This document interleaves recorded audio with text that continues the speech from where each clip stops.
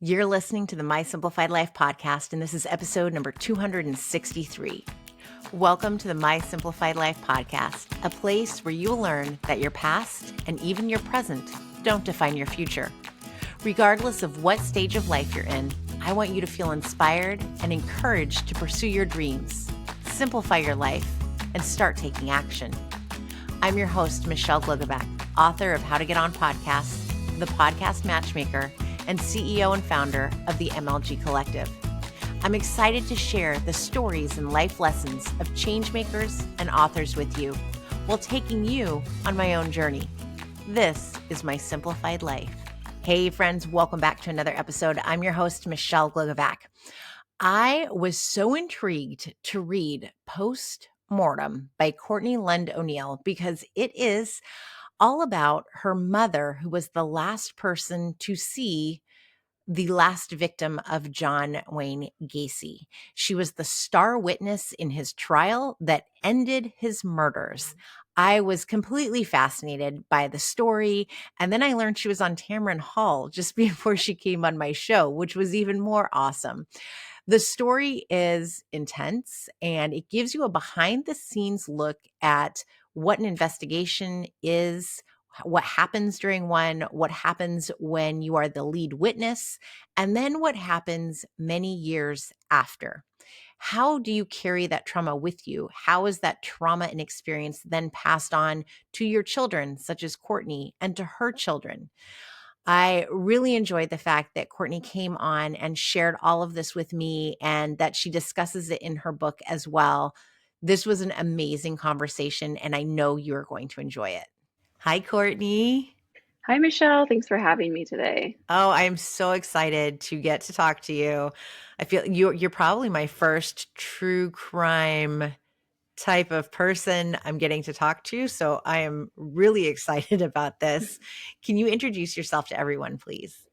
Yes. Hi, everybody. My name is Courtney Lund O'Neil, and I am the author of Postmortem, What Survives the John Wayne Gacy Murders, right here.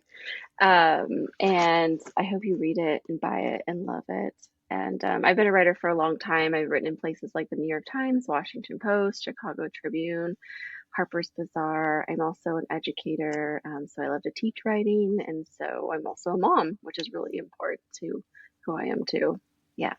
I love it. And a mom of 3 now, because in the book Yes. there's 2 and now we have 3. So I was excited to learn that one. Thank Congratulations. you so much. Yeah, he's he's a little guy. So let's talk about the book because I was sharing with you, I was born in 81. So John Wayne Gacy, this was before my time, although he was still alive. But it really, I feel like it's a name that a lot of people know, but I don't know how many know the background. So can you give us a little synopsis on the background? And then I want to talk about how you came about to writing this book. Yeah, I mean, the background is that John Wayne Gacy is a very famous serial killer internationally. People know his story. He unfortunately raped and murdered 33 at least boys and young men in the Chicago area. And my mom was there when he took his final victim, Rob Peast, from their place of work, Nissan Pharmacy in Des Plaines, Illinois, in December of 1978. And so my book kind of begins there in many ways about how one night can change so much. It's so crazy how close you are to it. And essentially, I don't know if you say this specifically in the book, but this is how I feel. Your mom put an end to John Wayne Gacy. She essentially is the one who stopped him from murdering anybody else, which is so big and heavy. Like it's an accomplishment that needs to be applauded, and yet at the same time, to live with that too and go, wow, that's incredible. Yeah, it is. It's definitely wild. It's kind of one of those things that's probably feels not real, right? You know, no one wants to be connected to this. Like she doesn't want to be connected to this story. I don't want to be connected to this story by being her daughter, but then there comes a point where you kind of just interrogate what is part of family history and what it means or how it shapes you. And so once I became a mom, I became really interested in how this shaped my mom's mothering, how she mothered me, and then how it kind of impacted my own mothering and how we see safety in the world and how we see our places. And yeah, she is definitely, I think, a hero in my eyes because without her being kind of this prime witness, um, who's to say that he would not have gone on and on and on, right? And so it's a really terrible thing that happened, but on the flip side, he was stopped, and so that is always something I think about and I'm grateful for. I think one of the craziest things for me as I read along was how there were so many missing young men, boys, young men, that this continued because you would think that 33 of them, all in the same area, all just suddenly disappear. And you mentioned in the book that, back in the 70s, a missing child that was just kind of reported and it didn't go further than that.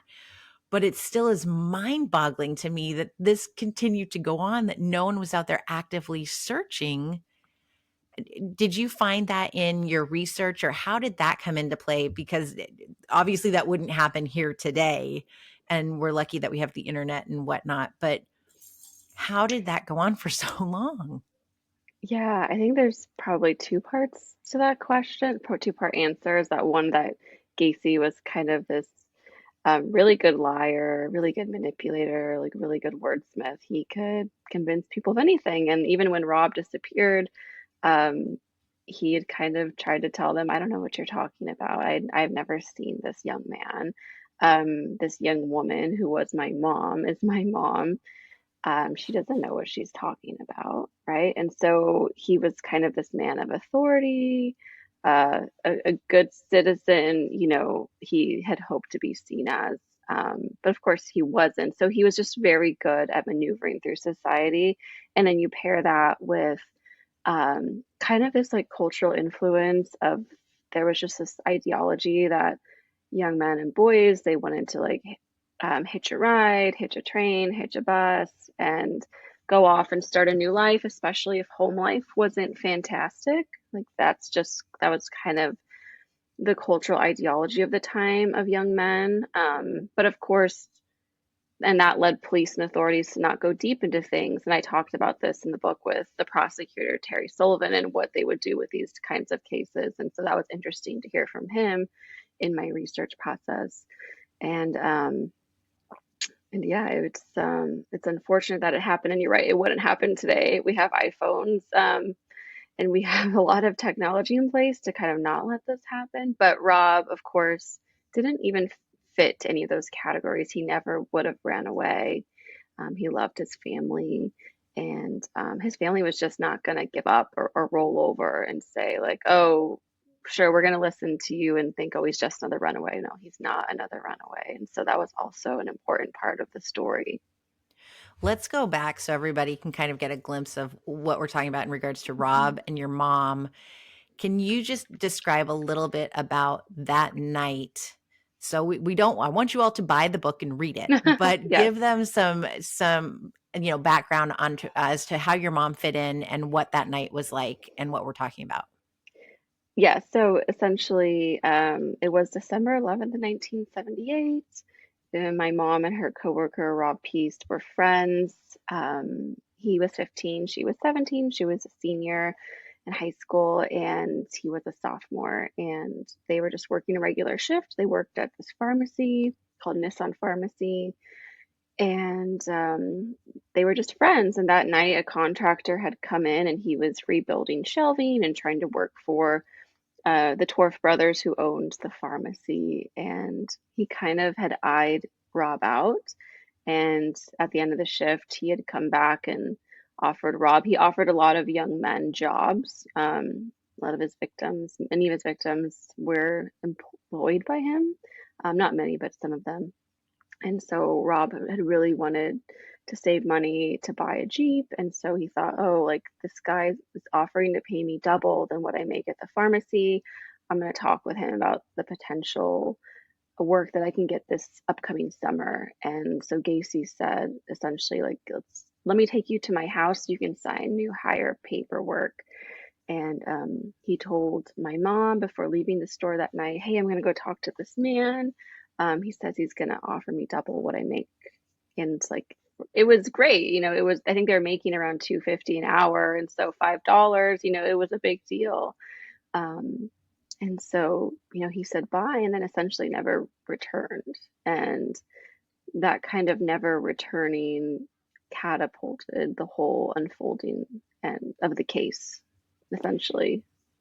It's so fascinating, and you guys have to read this book because there's a photo receipt that goes in, and your mom kept this journal, and so we get a glimpse as to what she was thinking and going through, and to be a witness and like the witness, it's incredible. And she was so young and brave to have done this and stick to her word, because these are all authoritative figures, police officers and attorneys who were like, no, you're going to be on the stand, and it's pressure. It's no Hmm. 17-year-old goes through this. So it's incredible. And then you went back to Illinois to visit all of these places, in some cases with your mom.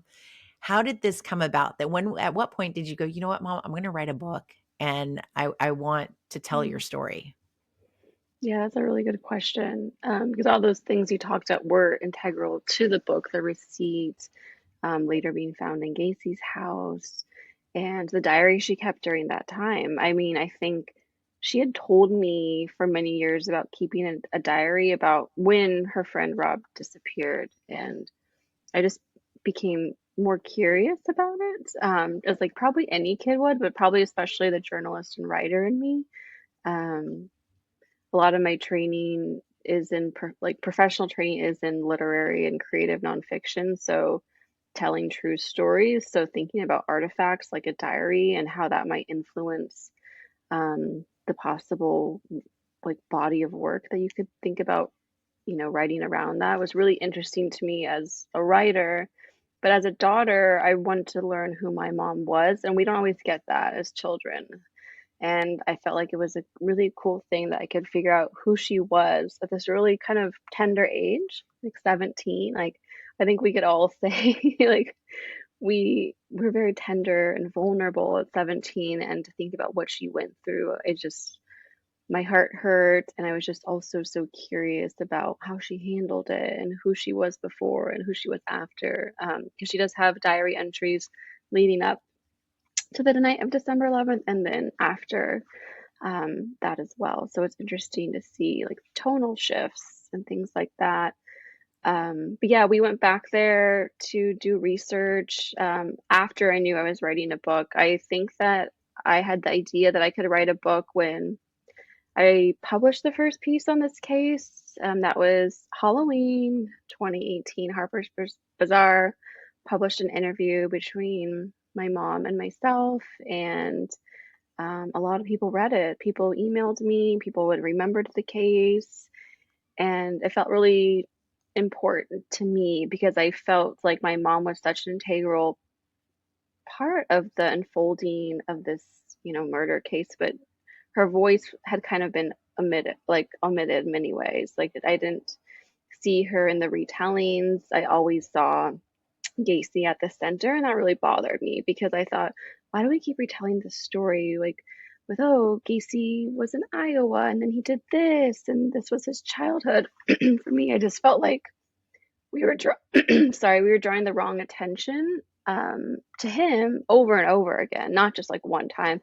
All the different ways I saw his story unfold, whether it would be a podcast or a documentary or something, he was always at the center, and it kind of, as a writer and as a daughter, kind of pushed me to think like there's got to be another way that we tell this history. And because I see the effects on my mom today, even in myself, I got to think that other people who knew victims or who were involved in this case somehow also feel like their stories were not told. And so I figured there's probably a book there after I published that interview with her. And so yeah, we went back together to do like original research on a place, and it was really special to spend time like where she grew up, where she grew up in the apartment where she was essentially told what was unfolding. Bodies are coming out of, this guy's house that you saw, and she's still supposed to go to high school and take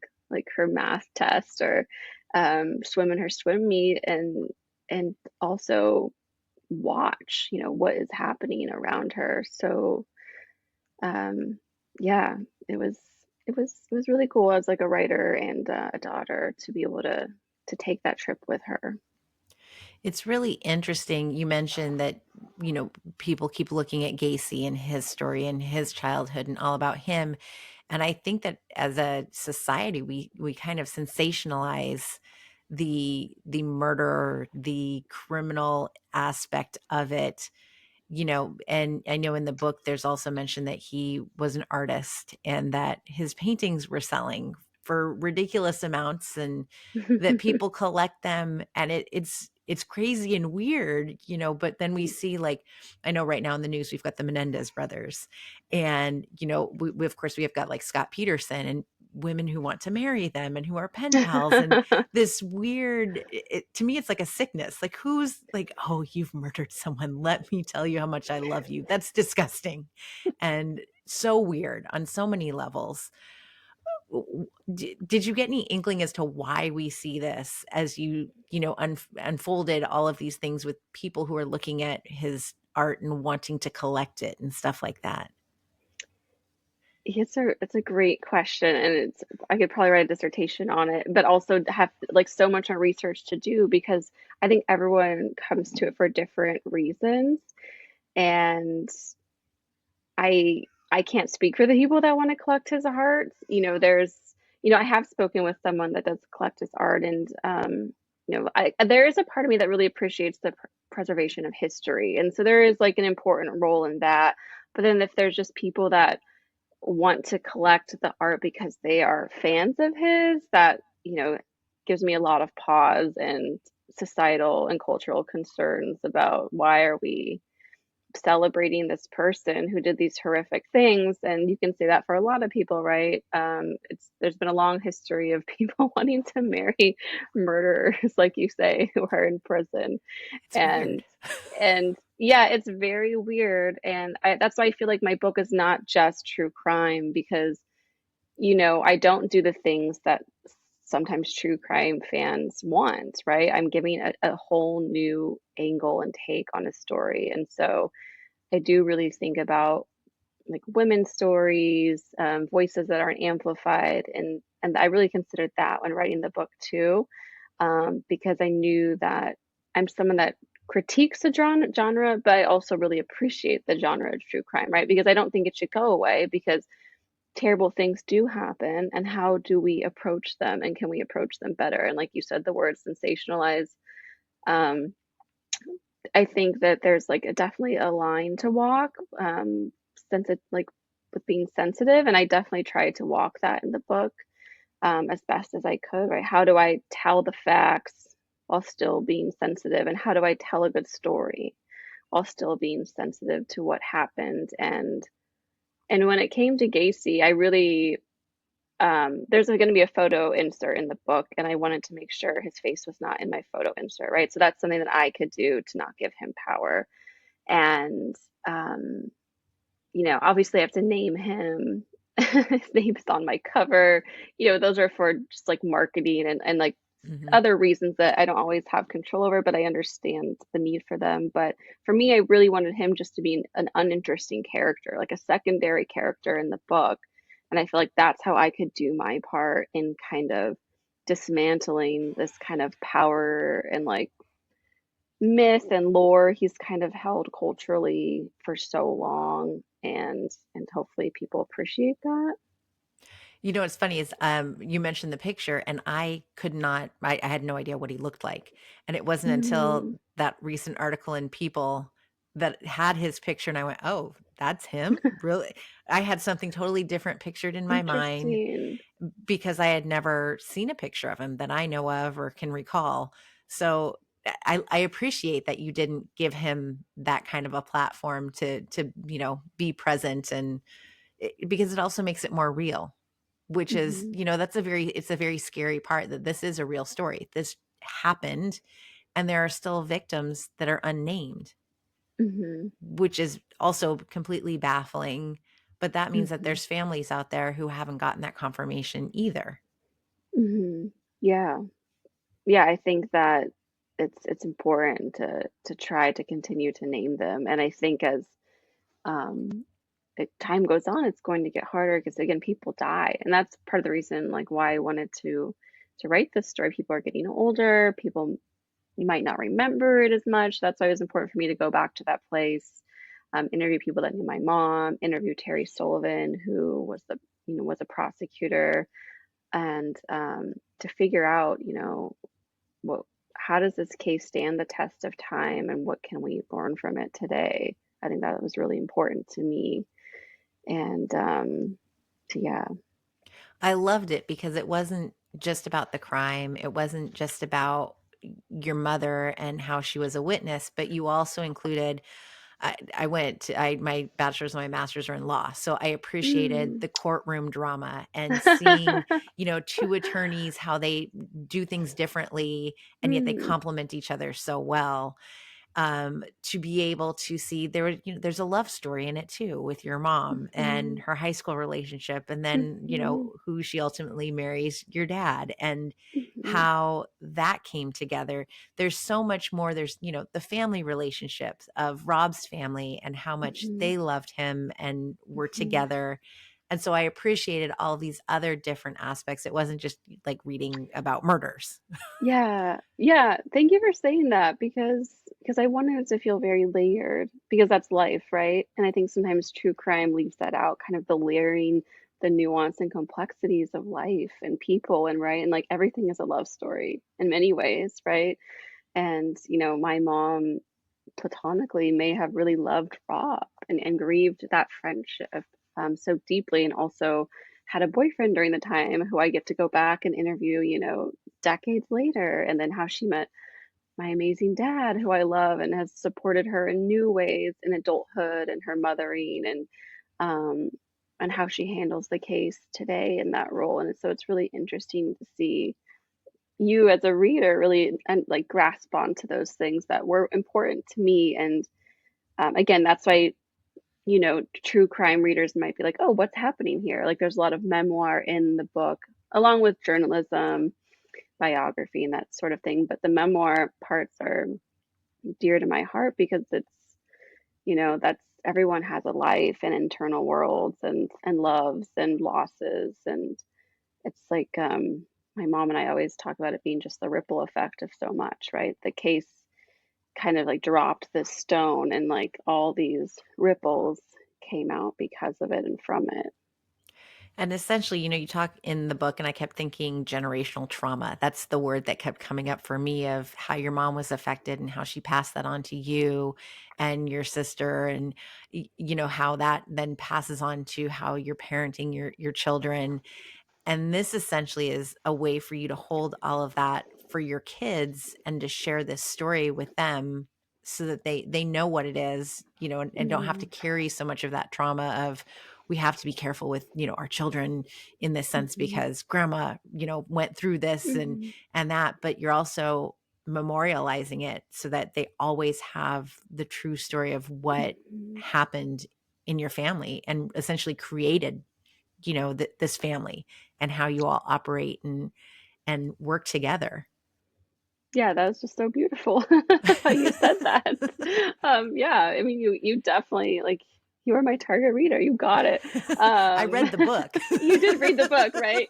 You weren't like a Gacy fan, came to it and were like, this is not what I want to know. You read the book and understood about what it was. And so as a writer, I just appreciate it, right? That what you try to do can translate to the readership. And it's really interesting your background in law, and I get to talk about that. That I want to say something that I have like in the middle of the book, this epic chapter, right? Like the courtroom drama, as you called it, and I wanted it to feel very epic because it felt epic to my mom, I think. So I wanted to like take up physical space in the book because that transcript is so long. So it's like, what do you pick? What do you leave out, right? And so I just want to say thank you for appreciating that. And I think that people who are interested in the case will perhaps appreciate that too, right? Because it is almost at times just verbatim, like in their voice, right? The people Yeah. that took the stand, the defense, the prosecution. And so, yeah, thanks for saying that too.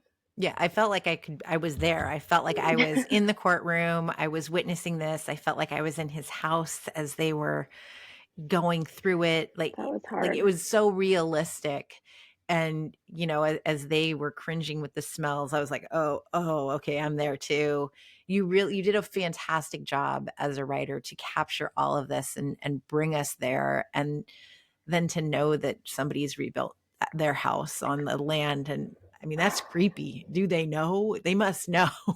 Yeah, I mean, I think in like state law, if I remember right, they don't have to disclose anything, but you got to think they know. And in the beginning of the book, I kind of open with my mom and I going back there for the first time, and um, wow, yeah, it felt scary, it felt weird. You know, it was just like an energy that just kind of like whipped you out of like your regular state, and it was just bizarre. And I'll never forget that moment of, that mailman coming up to us and like saying, yeah, this is the house. It is rebuilt, and you're not going to believe it essentially, but people are still sending John Wayne Gacy mail. And this was before I knew I was going to write a book, but I never forgot my interaction with that mailman and thinking that is just so weird, and that people think that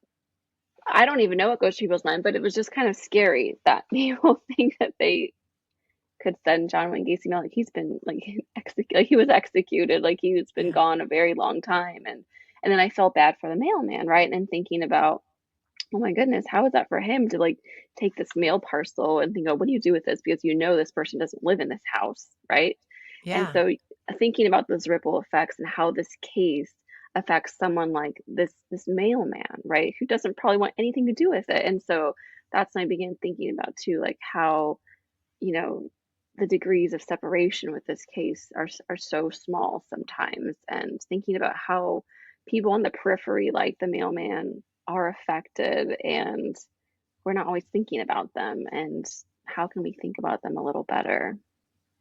And for the people who live there, do you accept the mail and then put not at this address and return to sender? Or like it's very weird. And that's got to be a constant reminder for them too, that maybe they're okay with living here. They don't think about it. I Hmm. assume there's no haunting of anything, but that would be a creepy feeling in general to live there. But then Yeah, to be reminded with this mail so often, you can't forget. yeah, you can't forget, but then also it does feel, if you're there and you don't know anything about it, you wouldn't know, because, and that was something that kind of irked us when we were back there, because I don't believe anywhere in Des Plaines has a memorial of some sort, and I just have always wondered why. Like there was this really great tragedy there, and um, why isn't the city honoring the victims?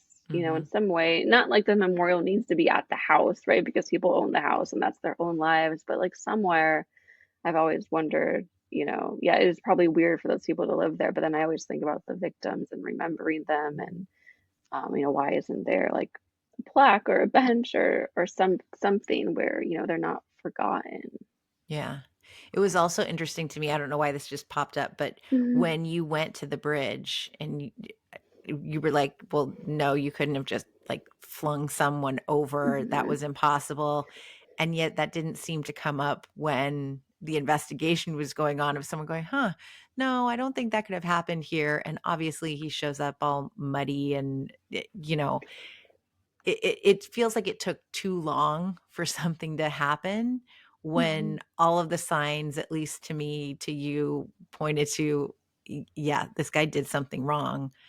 Which also brings Mhm. up, I have to talk about the owners of the pharmacy, because at first when I read that Rob's family sued them, I was like, "Oh my, that's not very kind." And then as I continued on, I went, "Oh, but they knew him and they wouldn't say where he lived and all of this." I'm like, were they ever investigated?" Yeah, yeah, I mean, supposedly, but I don't think. it went anywhere. I think I brought this up with my interview with Terry Sullivan, if I can remember. But when my mom and I went there, we had some concerns, I think, just to say the least, that yeah, why weren't they investigated? You know, you got to think they knew where Gacy lived, Yeah. um, and couldn't have been more of a help that night. Both of the owners weren't there; it was just one of them. But still, you know, that was a big thing after my mom and I went there. We're like, wow, you know, could he have been stopped, right? If somehow we had gotten there really quickly, and not we, I wasn't alive, but the pharmacy owner, you know, his mom, my mom, if there was more urgency, um, you think, whoa, could things have ended differently? And that's really painful thought. And I think that, and I don't know if like that suit actually went through, but it was still like, yeah, I mean, after reading the book, people would see like, oh, that makes sense. You know, you didn't take care of my son essentially, and like that's part of your job Yeah, as you were negligent. Like you knew that mhm, he disappeared while on shift. How does that not come into play? It's to me, it's like if I have a babysitter at the house and I watch her walk to her car and then she leaves and I'm not like, hey, somebody comes and talks to her in the street. I'm not going to be like, cool, well, see you later. Oh, your mom said you never came home. That's too bad. Like that's not normal. So yeah, that's why I was like, this is odd and weird. And how do you not take responsibility or ownership? Obviously, you don't want to be at fault for something. yeah, yeah. That was probably part of it as well, and yeah, there's you know this case is such a big case, and there's so many kind of conspiracy theories with things. I try not to pay attention to, but sometimes they slip through, and I'll hear one and be like, oh, I could see that, or oh no, I couldn't see that, but you know that night and what could have been done differently. Like there's always like some talk about that, I think, and so it is unfortunate and strange. Yeah. What do you hope will come from the book? I had small hopes that are already accomplished. Like my mom has read the book and she really likes it. And, you know, I entered this story as a daughter and a writer. And so that she likes it just means so much to me because I just tried to honor her experience in the best way that I could. Um, so that is a hope that has been granted. And I also have like other hopes that people will enjoy the book and recommend it, and that it's a good read. And I also hope that people might imagine this case or other cases and other people affected that they might not have considered um, in anything, right? So you can think about any major case like a school shooting or 9/11 and think about this small character. Maybe they had a big role, maybe they didn't. How has something so huge impacted their life? And I think that there's a lot more space in the true crime or just storytelling world about how we invite more stories, more voices to be told because there is a problem and there is a danger with like that single story of, you know, Gacy was this and that, and authorities did this and that, and then that's the end. I think, you know, that's been replicated so much in true crime. And I think that it's time to yeah, make space for some evolution of that.